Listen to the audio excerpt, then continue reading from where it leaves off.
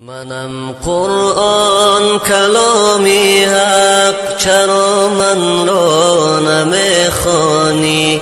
چرا غافل ز من هستی؟ چرا از من گریزانی؟ منم قرآن کلامی حق، چرا من را نمیخوانی؟ چرا غافل ز من هستی؟ چرا از من گریزانی؟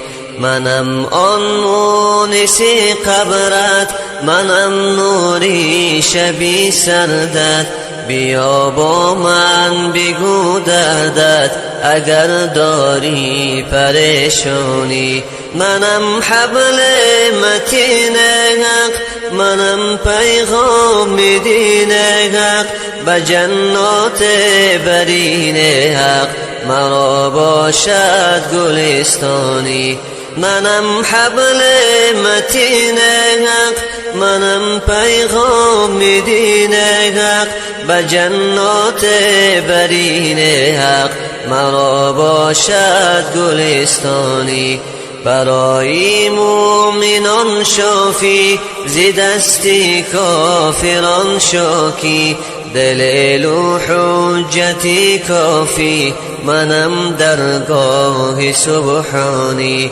برای مؤمنان شافی، ز دست کافران شاکی، دلیل و حجتی کافی، منم درگاه سبحانی. بیا درگاه معبودم که مشکل می کشاید او، نخواب غصه را برکش بیا در باغ ایمانی. بیا درگاه معبودم که مشکل می کشاید او، نقاب غصه را برکش بیا در باغ ایمانی. منم قرآن کلامی حق، چرا من را نمیخوانی؟ چرا غافل ز من هستی؟ چرا از من گریزانی؟